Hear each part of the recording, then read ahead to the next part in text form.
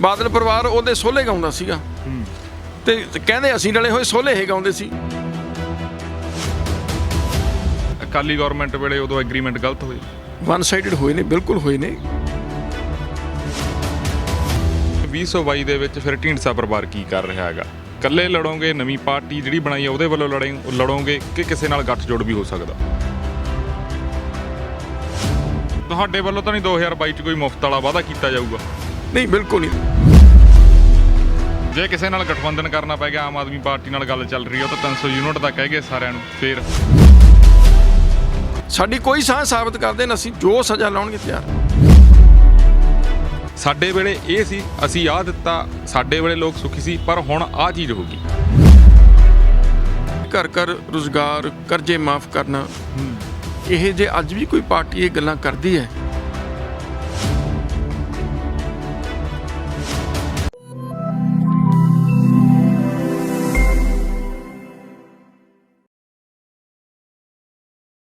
ਸਤਿ ਸ਼੍ਰੀ ਅਕਾਲ ਜੀ, ਤੁਸੀਂ ਦੇਖ ਰਹੇ ਹੋ ਆਰਐਮਪੀ ਟੈਲੀਵਿਜ਼ਨ। ਮੈਂ ਰਤਨਦੀਪ ਸਿੰਘ ਧਾਲੀਵਾਲ। ਪੰਜਾਬ ਦੀ ਸਿਆਸਤ ਦੀ ਜਦੋਂ ਵੀ ਗੱਲ ਹੁੰਦੀ ਆ, ਪੰਜਾਬ ਦੀ ਸਿਆਸਤ ਦੇ ਵਿੱਚ ਬਹੁਤ ਰੰਗ ਆਏ ਤੇ ਬਹੁਤ ਰੰਗ ਗਏ।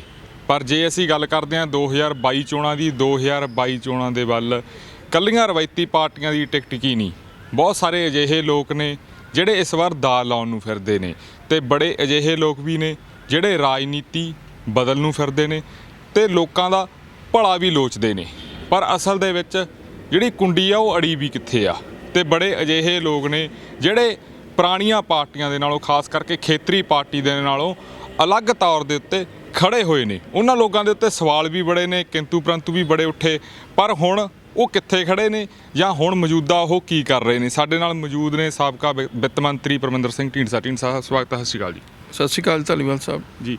ਢੀਂਡਸਾ ਸਾਹਿਬ, ਤੁਸੀਂ ਕੋਟਕਪੁਰੇ ਵੀ ਆਏ ਸੀ, ਕਾਪੀਆਂ ਸਾੜੀਆਂ ਗੰਨਾ, ਉਦੋਂ ਬਾਅਦ ਫੈਸਲਾ ਵੀ ਇਹ ਹੋਇਆ ਸੀਗਾ ਵੀ 1 ਤਰੀਕ ਤੋਂ ਧਰਨਾ ਲਾਵਾਂਗੇ। ਜੇ 1 ਜੁਲਾਈ ਦੀ ਗੱਲ ਹੁੰਦੀ ਆ, ਧਰਨੇ ਦੇ ਵਿੱਚ ਤੁਸੀਂ ਨਹੀਂ ਸ਼ਾਮਲ ਹੁੰਦੇ, ਮਾਨ ਸਾਹਿਬ ਆਏ ਸੀ, ਬਹੁਤੇ ਲੋਕ ਹੋਰ ਵੀ ਆਏ ਸੀਗੇ, ਕੀ ਬਣਿਆ?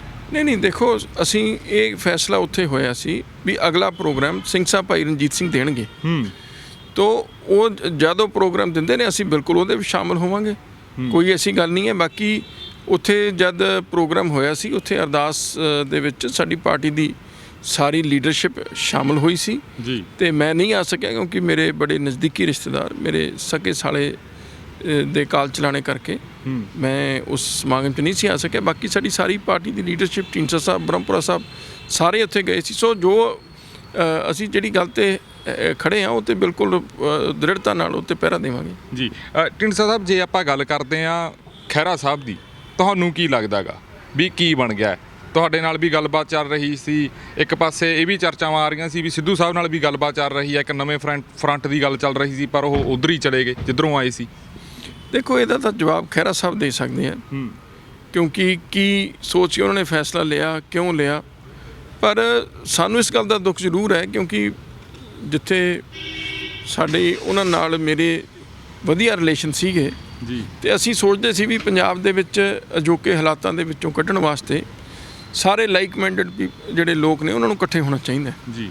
ਉਸੇ ਤਹਿਤ ਅਸੀਂ ਜਿਹੜਾ ਹੈ ਰਾਬਤਾ ਬਣਿਆ ਸੀ ਸਾਡਾ, ਤੇ ਕੁਛ ਪ੍ਰੋਗਰਾਮ ਜਿਹੜੇ ਸੀ, ਜਿਹੜੇ ਪੰਜਾਬ ਨਾਲ ਸੰਬੰਧਿਤ ਸੀ, ਕਿਸਾਨੀ ਨਾਲ ਸੰਬੰਧਿਤ ਸੀ, ਉਹ ਅਸੀਂ ਇਕੱਠੇ ਉਹਨਾਂ ਵਿੱਚ ਸ਼ਮੂਲੀਅਤ ਕੀਤੀ ਜੀ। ਇਹ ਇੱਕ ਰਾਏ ਹੋ ਕੇ ਅਸੀਂ ਸ਼ਮੂਲੀਅਤ ਕੀਤੀ ਜੀ। ਪਰ ਕੀ ਉਹਨਾਂ ਦੀ ਮਜਬੂਰੀ ਬਣੀ ਇਹ ਉਹ ਦੱਸ ਸਕਦੇ, ਪਰ ਇਹ ਮੈਂ ਜ਼ਰੂਰ ਕਹਿ ਸਕਦਾ ਵੀ ਉਹਨਾਂ ਦੇ ਇਸ ਫੈਸਲੇ ਦੇ ਨਾਲ ਉਹਨਾਂ ਦੇ ਵੀ ਜਿਹੜੇ ਸਮਰਥਕ ਸੀ ਜਾਂ ਉਹਨਾਂ ਦੇ ਨਜ਼ਦੀਕੀ ਸੀ, ਉਹਨਾਂ ਨੂੰ ਵੀ ਇਸ ਗੱਲ ਦੀ ਕਿਤੇ ਨਾ ਕਿਤੇ ਨਿਰਾਸ਼ਤਾ ਹੋਈ ਹੈ, ਸਾਨੂੰ ਵੀ ਇਸ ਗੱਲ ਦੀ ਨਿਰਾਸ਼ਤਾ ਹੋਈ ਹੈ ਜੀ।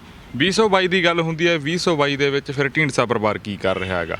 ਇਕੱਲੇ ਲੜੋਗੇ, ਨਵੀਂ ਪਾਰਟੀ ਜਿਹੜੀ ਬਣਾਈ ਹੈ ਉਹਦੇ ਵੱਲੋਂ ਲੜੋਗੇ ਕਿ ਕਿਸੇ ਨਾਲ ਗੱਠਜੋੜ ਵੀ ਹੋ ਸਕਦਾ? ਦੇਖੋ ਧਾਲੀਵਾਲ ਸਾਹਿਬ, ਅੱਜ ਇਹ ਕਹਿਣਾ ਕਠਿਨ ਹੋਏਗਾ, ਮੁਸ਼ਕਿਲ ਹੋਊਗਾ ਵੀ ਕੀ ਹੋਣਾ ਹੈਗਾ 2022 'ਚ। ਸਾਡੀ ਜੇ ਨਿੱਜੀ ਇੱਛਾ, ਤੁਸੀਂ ਦੇਖੋ, ਸਾਡੀ ਕੋਸ਼ਿਸ਼ ਇਹ ਹੈ ਵੀ ਤੀਜੀ ਮਜ਼ਬੂਤ ਧਿਰ ਹੋਣੀ ਚਾਹੀਦੀ ਹੈ ਜੀ। ਤੇ ਜਦ ਤੀਜੀ ਧਿਰ ਦੀਆਂ ਵੋਟਾਂ ਖਿੰਡਦੀਆਂ ਨੇ, ਉਦੋਂ ਜਿਹੜੀਆਂ ਰਵਾਇਤੀ ਪਾਰਟੀਆਂ ਉਹਨਾਂ ਨੂੰ ਫਾਇਦਾ ਹੁੰਦਾ।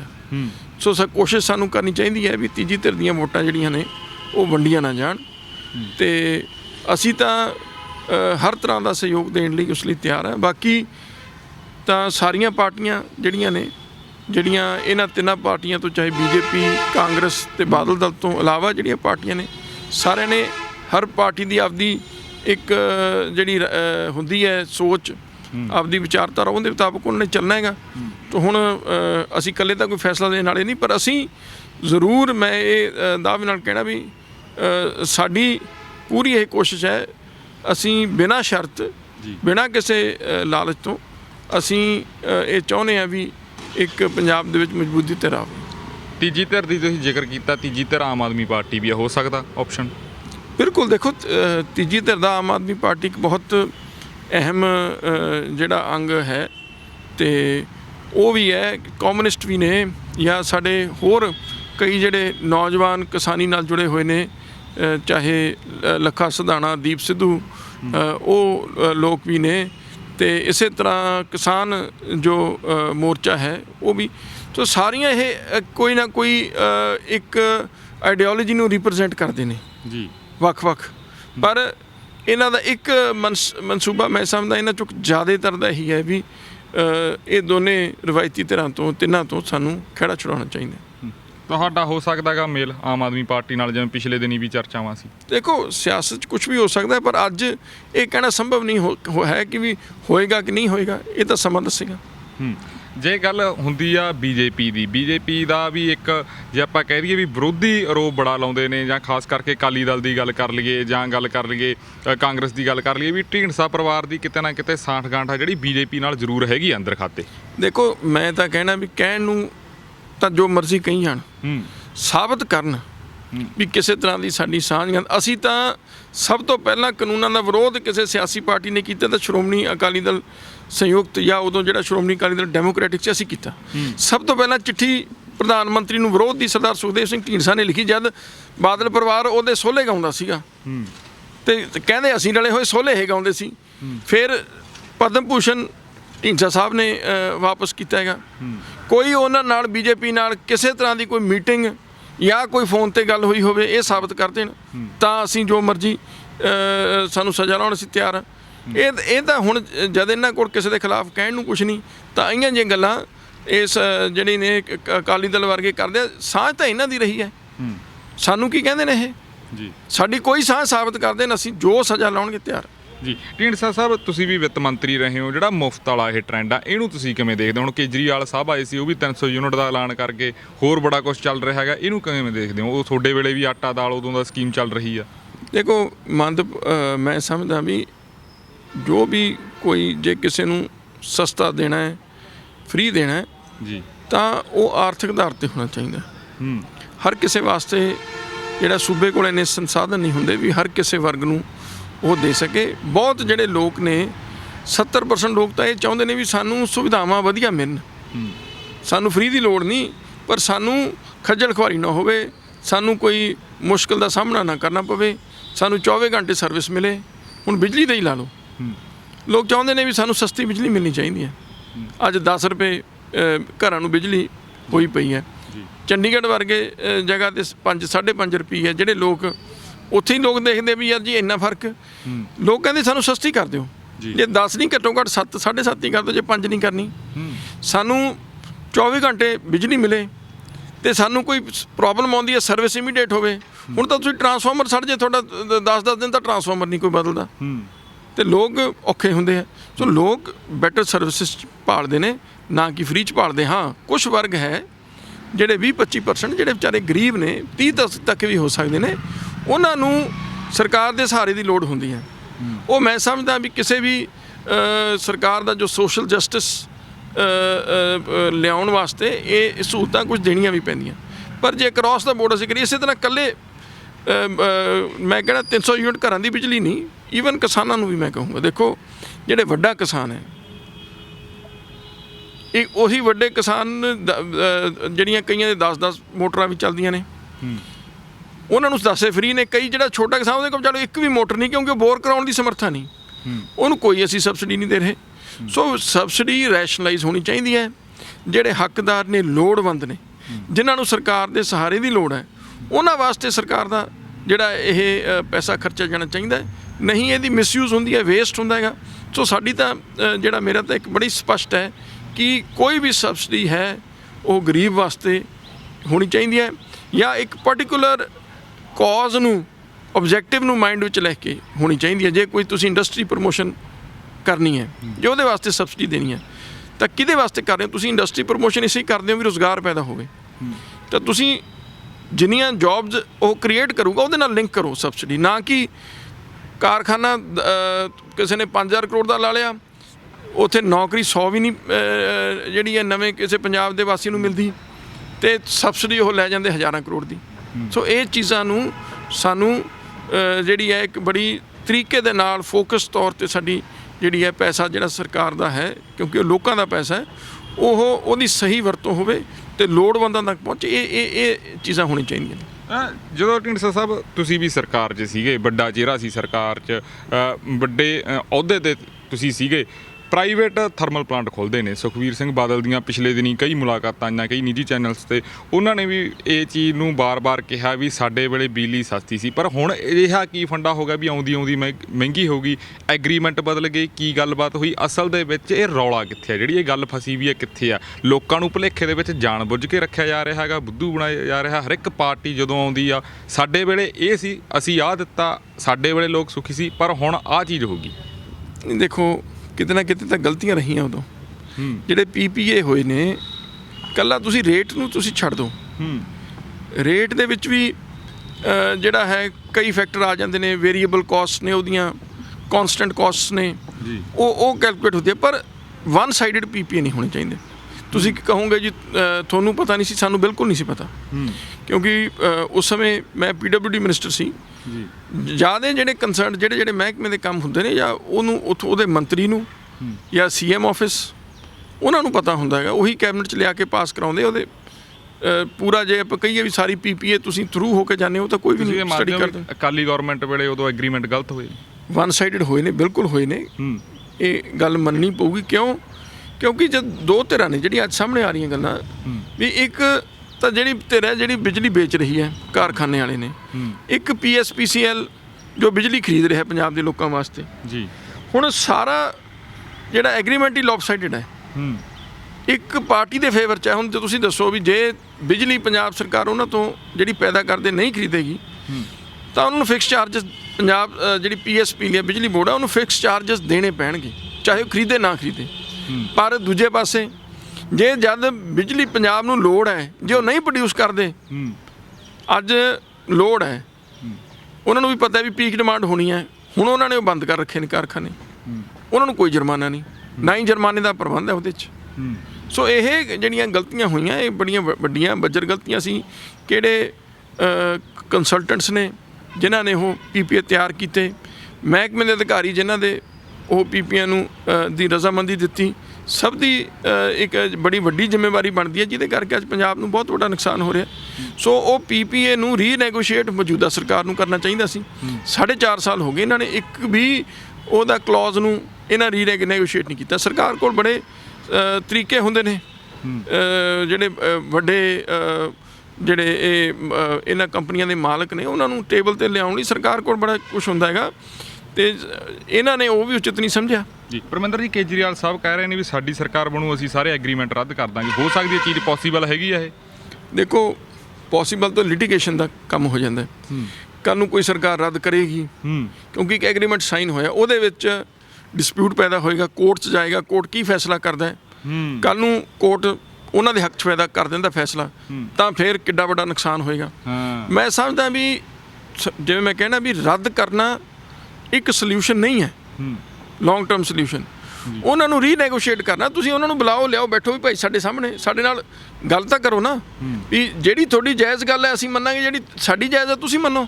ਰੀਨੈਗੋਸ਼ੀਏਟ ਕਰ ਸਕਦੇ ਨੇ, ਕਲੌਜ਼ ਬਾਈ ਕਲੌਜ਼ ਡਿਸਕਸ ਕਰ ਸਕਦੇ ਨੇ, ਅੱਜ ਦੇ ਹਾਲਾਤਾਂ ਮੁਤਾਬਕ ਡਿਸਕਸ ਕਰ ਸਕਦੇ ਨੇ। ਮੈਨੂੰ ਨਹੀਂ ਲੱਗਦਾ ਕੋਈ ਵੀ ਜਿਹੜਾ ਹੈ ਵਪਾਰੀ ਹੈ, ਕੋਈ ਬਿਜ਼ਨਸਮੈਨ ਹੈ, ਉਹ ਇਹ ਜੋਖਮ ਲਏਗਾ ਵੀ ਅਸੀਂ ਸਰਕਾਰ ਨਾਲ ਸਿੱਧਾ ਟਕਰਾ ਲਈਏ। ਸੋ ਸਰਕਾਰ ਨੂੰ ਪ੍ਰੈਸ਼ਰ ਪਾ ਕੇ ਰੀਨੈਗੋਸ਼ੀਏਟ ਕਰਨੇ ਚਾਹੀਦੇ ਨੇ, ਅਤੇ ਚਾਹੇ ਉਹਦੇ ਰੇਟਸ ਨੇ, ਚਾਹੇ ਉਹਦੀਆਂ ਇਹ ਧਾਰਾਵਾਂ ਨੇ, ਉਹਨਾਂ ਨੂੰ ਘੱਟੋ ਘੱਟ ਕਿਤੇ ਨਾ ਕਿਤੇ ਤਾਂ ਜ਼ਿੰਮੇਵਾਰ ਬਣਾਇਆ ਜਾਵੇ ਨਾ ਜੀ। ਢੀਂਡ ਸਾਹਿਬ, ਜਾਂਦੇ ਜਾਂਦੇ ਇੱਕ ਲਾਸਟ ਪ੍ਰਸ਼ਨ ਲੈਣਾ ਚਾਹੂੰਗਾ। ਪੰਜਾਬ ਸਰਕਾਰ ਦੀ ਜੇ ਆਪਾਂ ਗੱਲ ਕਰਦੇ ਹਾਂ, ਕਾਂਗਰਸ ਨੇ ਸੱਤਾ ਦੇ ਵਿੱਚ ਆਉਣ ਤੋਂ ਪਹਿਲਾਂ ਵਾਅਦੇ ਕੀਤੇ ਸੀ, ਘਰ ਘਰ ਨੌਕਰੀ। ਜੇ ਹੁਣ ਨਿੱਤ ਆਏ ਦਿਨ ਖਬਰਾਂ ਦੇਖਦੇ ਹਾਂ, ਕਦੇ ਮੁਹਾਲੀ ਕਦੇ ਪਟਿਆਲੇ ਬੇਰੁਜ਼ਗਾਰ ਅਧਿਆਪਕਾਂ ਦਾ ਧਰਨਾ ਲੱਗਿਆ ਵਾ ਹੁੰਦਾ, ਸਿੱਖਿਆ ਮੰਤਰੀ ਦੇ ਬਾਹਰ ਆਂਗਣਵਾੜੀ ਮਹਿਲਾਵਾਂ ਬੈਠੀਆਂ ਗਈਆਂ, ਵਰਕਰ ਬੈਠੇ ਨੇ, ਅਧਿਆਪਕ ਬੈਠੇ ਨੇ। ਤੁਹਾਨੂੰ ਕੀ ਲੱਗਦਾ, ਖਜ਼ਾਨੇ ਨੂੰ ਤੁਸੀਂ ਬੜੀ ਚੰਗੀ ਤਰ੍ਹਾਂ ਜਾਣਦੇ ਹੋ, ਖਜ਼ਾਨਾ ਖਾਲੀ ਹੈ, ਕੀ ਗੱਲ ਆ, ਫੋਕੇ ਵਾਅਦੇ ਕੀਤੇ ਗਏ? ਦੇਖੋ, ਅਸੀਂ ਤਾਂ ਪਹਿਲੇ ਦਿਨ ਵੀ ਜਾਣਦੇ ਸੀ ਵੀ ਜਿਹੜੀ ਇਹ ਵਾਅਦੇ ਕੀਤੇ ਨੇ ਇਹਨਾਂ 'ਚੋਂ ਕੋਈ ਵੀ ਪੂਰਾ ਹੋਣ ਵਾਲਾ ਨਹੀਂ ਹੈ। ਖਾਸ ਤੌਰ 'ਤੇ ਘਰ ਘਰ ਰੁਜ਼ਗਾਰ, ਕਰਜ਼ੇ ਮਾਫ ਕਰਨਾ, ਇਹ ਜੇ ਅੱਜ ਵੀ ਕੋਈ ਪਾਰਟੀ ਇਹ ਗੱਲਾਂ ਕਰਦੀ ਹੈ ਤਾਂ ਉਹ ਲੋਕਾਂ ਨੂੰ ਬੇਵਕੂਫ ਬਣਾਉਣ ਤੋਂ ਘੱਟ ਕੋਈ ਗੱਲ ਨਹੀਂ ਕਰ ਰਹੀ। ਅਗਰ ਸੂਬਿਆਂ ਦੇ ਸੰਸਾਧਨ ਹੁੰਦੇ ਨੇ, ਉਹ ਸਾਧਨਾਂ ਦੇ ਵਿੱਚ ਰਹਿ ਕੇ ਹੀ ਜਿਹੜੀਆਂ ਕੋਈ ਲੋਕਾਂ ਨੂੰ ਸਹੂਲਤਾਂ ਦਿੱਤੀਆਂ ਜਾ ਸਕਦੀਆਂ। ਅੱਜ ਜੇ ਮੈਂ ਕਹਾਂ ਪੰਜਾਬ ਦਾ ਜੋ ਟੋਟਲ ਜਿਹੜਾ ਖਰਚਾ ਹੈ ਜੀ, ਜੋ ਆਮਦਨ ਹੈ, ਉਹਦੇ 'ਚੋਂ 90% ਤਾਂ ਕਮਿਟਡ ਖਰਚਾ ਹੈ, ਜਿਹੜਾ ਸਾਨੂੰ ਕਰਨਾ ਹੀ ਪੈਣਾ ਹੈ। ਜਿਵੇਂ ਅਸੀਂ ਕਰਜ਼ਾ ਮੋੜਨਾ ਹੈ ਜੀ, ਅਸੀਂ ਵਿਆਜ ਮੋੜਨਾ ਹੈ, ਅਸੀਂ ਤਨਖਾਹਾਂ ਦੇਣੀਆਂ ਨੇ, ਪੈਨਸ਼ਨਾਂ ਦੇਣੀਆਂ ਨੇ, ਬਿਜਲੀ ਦੀ ਸਬਸਿਡੀ ਦੇਣੀ ਹੈ। ਇਹ ਖਰਚਿਆਂ ਨੂੰ ਤਾਂ ਤੁਸੀਂ ਦਰਕਨਾਰ ਕਰ ਹੀ ਨਹੀਂ ਸਕਦੇ। ਬਾਕੀ ਜਿਹੜਾ ਅਮਾਊਂਟ ਬਚ ਗਿਆ ਉਹ ਤੁਹਾਡੇ ਓਵਰਹੈੱਡ ਜਾਂ ਜਿਹੜੇ ਅਦਰ ਖਰਚੇ ਹੁੰਦੇ ਨੇ ਸਰਕਾਰਾਂ ਦੇ, ਉਹਨਾਂ 'ਚ ਕਟੌਤੀ ਕਰ ਸਕਦੇ ਹੋ। ਬੜਾ ਲਿਮਟਿਡ ਸਕੋਪ ਹੈ ਅਤੇ ਕਿਤੇ ਕਰ ਸਕਦੇ ਹੋ। ਸੋ 10% ਜਿਹੜਾ ਕੁੱਲ ਸਰਮਾਇਆ ਹੈ, ਤੁਹਾਡਾ ਬਜਟ ਹੈ, ਉਹ ਤੁਹਾਡੇ ਹੱਥ 'ਚ ਹੁੰਦਾ ਵੀ ਉਹ ਤੁਸੀਂ ਕਿੱਧਰ ਖਰਚਣਾ ਚਾਹੁੰਦੇ ਹੋ। ਅਤੇ ਮੈਨੂੰ ਲੱਗਦਾ ਹੁਣ ਹਾਲਾਤ ਇਹ ਨੇ ਵੀ ਸਰਕਾਰ ਕੋਲ ਆਉਂਦੇ ਸਮੇਂ ਤਾਂ ਅਸੀਂ 10% ਵੀ ਨਹੀਂ ਹੋਣਾ ਕਿ 2% ਵੀ ਨਹੀਂ ਹੋਣਾ ਕਿ ਸਾਡੇ ਜੋ ਜਿਹੜੀਆਂ ਕਮਿਟਡ ਕਾਸਟ ਨੇ ਉਹ ਸਾਡੇ ਆਮਦਨ ਨਾਲੋਂ ਵੱਧ ਜਾਣੀਆਂ ਨੇ। ਅਤੇ ਫਿਰ ਤਾਂ ਸਾਡੇ ਕੋਲ ਜਿਹੜਾ ਹੈ ਕੋਈ ਕੁਛ ਨਵੀਂ ਚੀਜ਼ ਕਰਦਾ ਤਾਂ ਸਾਧਨ ਹੀ ਨਹੀਂ ਹੋਣਾ। ਸੋ ਸਾਨੂੰ ਸਭ ਤੋਂ ਪਹਿਲਾਂ ਤਾਂ ਕਿਸੇ ਵੀ ਸਰਕਾਰ ਲਈ ਜ਼ਰੂਰੀ ਹੈ ਕਿ ਰਾਜ ਪ੍ਰਬੰਧ ਨੂੰ ਉੱਤੋਂ ਲੈ ਕੇ ਥੱਲੇ ਤੱਕ ਉਹਨੂੰ ਦਰੁਸਤ ਕਰੇ। ਉਹਦੇ ਵਿੱਚ ਜਿਹੜੀ ਮੈਂ ਸਮਝਦਾ ਸਰਕਾਰ ਦੇ ਜਿਹੜੇ ਅਫਸਰ ਨੇ, ਚਾਹੇ ਸਿਆਸਤਦਾਨ ਨੇ, ਜਿਸ ਤਰ੍ਹਾਂ ਦਾ ਅੱਜ ਜਿਹੜਾ ਹੈ ਮਾੜਾ ਪ੍ਰਬੰਧ ਹੈ, ਲੁੱਟ ਹੋ ਰਹੀ ਹੈ ਲੋਕਾਂ ਦੀ, ਕਰਪਸ਼ਨ ਹੋ ਰਹੀ ਹੈ, ਜੇ ਉੱਤੇ ਕੋਈ ਜਿਹੜਾ ਆਗੂ ਖੁਦ ਸਾਫ ਸੁਥਰਾ ਇਮਾਨਦਾਰ ਹੋਏਗਾ ਤਾਂ ਸੁਭਾਵਿਕ ਹੈ ਵੀ ਥੱਲੇ ਵੀ ਉਹ ਨੱਥ ਪਾ ਲੇਗਾ ਸਾਰਿਆਂ ਨੂੰ। ਪਰ ਜੇ ਉੱਤੇ ਹੀ ਜਿਹੜੇ ਬੈਠੇ ਨੇ ਜੇ ਉਹੀ ਕਰਪਟ ਹੈ ਤਾਂ ਥੱਲੇ ਵਾਲੇ ਨੂੰ ਕੀ ਨੱਥ ਪਾਉਣਗੇ? ਥੱਲੇ ਹੋਰ ਪ੍ਰਫੁੱਲਤ ਹੁੰਦੀ ਹੈ ਕਰਪਸ਼ਨ। ਅੱਜ ਲੋਕ ਚਾਹੁੰਦੇ ਨੇ ਵੀ ਸਾਨੂੰ ਜੇ ਅਸੀਂ ਕਿਸੇ ਥਾਣੇ ਜਾਂਦੇ ਹਾਂ, ਕਚਹਿਰੀ ਜਾਂਦੇ ਹਾਂ, ਦਫ਼ਤਰ ਜਾਂਦੇ ਹਾਂ, ਸਾਡੀ ਗੱਲ ਸੁਣੀ ਜਾਵੇ, ਸਾਡੇ ਜਾਇਜ਼ ਕੰਮ ਹੋਣ। ਅੱਜ ਤਾਂ ਜਾਇਜ਼ ਕੰਮਾਂ ਲਈ ਵੀ ਲੋਕਾਂ ਨੂੰ ਜਿਹੜਾ ਹੈ ਉੱਥੇ ਲੋਕ ਜੇਬਾਂ ਗਰਮ ਕਰਨੀਆਂ ਪੈਂਦੀਆਂ ਨੇ। ਸੋ ਸਾਡਾ ਸਾਰਾ ਸਿਸਟਮ ਢਾਂਚਾ ਜਿਹੜਾ ਹੈ ਉਹ ਖਤਮ ਹੋ ਚੁੱਕਿਆ। ਪਹਿਲਾਂ ਤਾਂ ਰਾਜ ਪ੍ਰਬੰਧ ਨੂੰ ਦਰੁਸਤ ਕਰਨਾ ਪਏਗਾ। ਮੈਂ ਸਮਝਦਾ ਜੇ ਅਸੀਂ ਉਹਨੂੰ ਦਰੁਸਤ ਕਰ ਲੈਂਦੇ ਹਾਂ ਤਾਂ ਅੱਧੀਆਂ ਸਮੱਸਿਆਵਾਂ ਦਾ ਆਟੋਮੈਟਿਕਲੀ ਹੱਲ ਹੋ ਜਾਏਗਾ। ਜੇ ਲੋਕਾਂ ਨੂੰ ਬਿਨਾਂ ਸਿਫਾਰਿਸ਼ ਤੋਂ, ਬਿਨਾਂ ਪੈਸੇ ਦਿੱਤੇ ਜੇ ਨਿਆਂ ਮਿਲਣ ਲੱਗ ਪਿਆ ਤਾਂ ਮੈਂ ਸਮਝਦਾ ਉਹ ਸਰਕਾਰ ਦੀ, ਕਿਸੇ ਵੀ ਸਰਕਾਰ ਦੀ ਸਭ ਤੋਂ ਵੱਡੀ ਪ੍ਰਾਪਤੀ ਹੋ ਸਕਦੀ ਹੈ। ਸਹੂਲਤਾਂ ਨੂੰ ਪਾਸੇ ਰੱਖ ਦਿਓ ਤੁਸੀਂ। ਜੇ ਕੋਈ ਸਰਕਾਰ ਇੱਧਰ ਨੂੰ ਧਿਆਨ ਦੇਵੇ ਤਾਂ ਮੈਂ ਮੰਨਦਾ ਵੀ ਪੰਜਾਬ ਨੂੰ ਅਸੀਂ ਸਿੱਧੇ ਰਸਤੇ ਪਾ ਸਕਦੇ ਹਾਂ। ਰਾਤੋਂ ਰਾਤ ਨਹੀਂ ਕੁਝ ਹੋ ਸਕਦਾ, ਫਿਰ ਵੀ ਸੁਧਾਰ ਲਿਆਉਣ ਲਈ 5-10 ਸਾਲ ਦਾ ਸਮਾਂ ਲੱਗੇਗਾ, ਪਰ ਘੱਟੋ ਘੱਟ ਅਸੀਂ ਸਹੀ ਰਸਤੇ ਨੂੰ ਤਾਂ ਤੁਰੀਏ ਨਾ। ਹੁਣ ਤਾਂ ਅਸੀਂ ਵੱਧ ਤੋਂ ਬਿਹਤਰ ਵੱਲ ਜਾਣ ਦੀ ਬਜਾਏ ਵੱਧ ਤੋਂ ਬੱਤਰ ਵੱਲ ਜਾ ਰਹੇ ਹਾਂ ਜੀ। ਤੁਸੀਂ ਦੇਖੋ, ਲੋਕ ਸੋਚਦੇ ਸੀ ਵੀ ਯਾਰ ਅਗਲੀ ਸਰਕਾਰ ਆਊਗੀ ਸ਼ਾਇਦ ਇਸ ਤੋਂ ਵਧੀਆ ਹੋਵੇ, ਪਰ ਪਿਛਲੀ ਸਰਕਾਰ ਨਾਲੋਂ ਅਗਲੀ ਜਿਹੜੀ ਸਰਕਾਰ ਆਉਂਦੀ ਹੈ ਉਦੋਂ ਵੀ ਮਾੜਾ ਪਿਛਲੀ ਸਰਕਾਰ ਨੂੰ ਵਧੀਆ ਸਾਬਤ ਕਰਕੇ ਜਾਂਦੀ ਹੈ। ਘੱਟੋ ਘੱਟ ਕੋਈ ਤਾਂ ਸਰਕਾਰ ਆਵੇ ਜਿਹੜੀ ਕਹੇ ਵੀ ਯਾਰ ਇਹ ਚਲੋ ਪਿਛਲੀ ਨਾਲੋਂ ਵਧੀਆ ਹੈ। ਤੁਹਾਡੇ ਵੱਲੋਂ ਤਾਂ ਨਹੀਂ 2022 'ਚ ਕੋਈ ਮੁਫਤ ਵਾਲਾ ਵਾਅਦਾ ਕੀਤਾ ਜਾਊਗਾ? ਨਹੀਂ, ਬਿਲਕੁਲ ਨਹੀਂ। ਦੇਖੋ, ਮੈਂ ਸਮਝਦਾ ਜੇ ਮੁਫਤ ਦੇਣਾ ਹੈ, ਮੈਂ ਤੁਹਾਨੂੰ ਪਹਿਲਾਂ ਵੀ ਕਿਹਾ, ਤੇ ਗਰੀਬਾਂ ਲਈ ਹੋਣਾ ਚਾਹੀਦਾ ਹੈ। ਜੇ ਅਸੀਂ ਮੁਫਤ ਬਿਜਲੀ ਦਿੰਦੇ ਹਾਂ ਕਿਸਾਨਾਂ ਨੂੰ, ਤੇ ਛੋਟੇ ਕਿਸਾਨ, ਮੱਧਮ ਕਿਸਾਨ ਜਿਹੜਾ 10-15 ਤੱਕ ਵੀ ਕਿੱਲੇ ਤੱਕ ਵੀ, ਉਹਨਾਂ ਨੂੰ ਅੱਜ ਆਪਾਂ ਦੇਖ ਹੀ ਲਿਆ ਖਰਚੇ ਕਿੰਨੇ ਮਹਿੰਗੇ ਹੋ ਗਏ, ਉਹਨਾਂ ਨੂੰ ਦਿਓ। ਜੇ ਕਿਸੇ ਨਾਲ ਗਠਬੰਧਨ ਕਰਨਾ ਪੈ ਗਿਆ, ਆਮ ਆਦਮੀ ਪਾਰਟੀ ਨਾਲ ਗੱਲ ਚੱਲ ਰਹੀ ਹੈ, ਉਹ ਤਾਂ 300 ਯੂਨਿਟ ਦਾ ਕਹਿ ਗਏ ਸਾਰਿਆਂ ਨੂੰ, ਫਿਰ ਦੇਖੋ ਉਹ ਤਾਂ ਬੈਠ ਕੇ ਡਿਸਕਸ ਹੋਏਗਾ। ਹਰ ਪਾਰਟੀ ਦੀ ਆਪਦੀ ਇੱਕ ਏਜੰਡਾ ਹੁੰਦਾ ਹੈਗਾ। ਉਹਨਾਂ ਦੇ ਵਿੱਚ ਤਾਂ ਜਿਹੜਾ ਫਿਰ ਕਾਮਨ ਮਿਨੀਮਮ ਪ੍ਰੋਗਰਾਮ ਬਣਦੇ ਨੇ, ਉਹ ਤਾਂ ਸੈਪਰੇਟ ਚੀਜ਼ ਹੈ। ਪਰ ਸਾਡੀ ਪਾਰਟੀ ਦਾ ਤਾਂ ਅਸੀਂ ਇੱਕ ਚੀਜ਼ ਸਮਝਦੇ ਹਾਂ ਕਿ ਜੇ ਪੰਜਾਬ ਦਾ ਸੁਧਾਰ ਕਰਨਾ ਹੈ ਤਾਂ ਸਾਨੂੰ ਚੰਗਾ ਰਾਜ ਪ੍ਰਬੰਧ ਵੱਲ ਜਾਣਾ ਪਏਗਾ। ਅਤੇ ਅਸੀਂ ਜਿਹੜੇ ਸਾਡੀ ਲੀਡਰ ਨੇ ਪੰਜਾਬ ਦੇ, ਉਹਨਾਂ ਨੂੰ ਨਿਜਵਾਦ ਤੋਂ ਉੱਪਰ ਉੱਠ ਕੇ ਜੇ ਪੰਜਾਬ ਦੇ ਲੋਕਾਂ ਦਾ ਭਲਾ ਸੋਚਣ ਤਾਂ ਹੀ ਕੁਛ ਪੰਜਾਬ ਦਾ ਬਣ ਸਕਦਾ, ਨਹੀਂ ਹਾਲਾਤ ਇਸ ਤੋਂ ਵੀ ਬਿਹਤਰ ਮਾੜੇ ਵੱਲ ਹੀ ਜਾਣਗੇ। ਜੀ, ਧੰਨਵਾਦ ਟੀਮ ਸਾਹਿਬ, ਸਮਾਂ ਦਿੱਤਾ। ਧੰਨਵਾਦ, ਧੰਨਵਾਦ।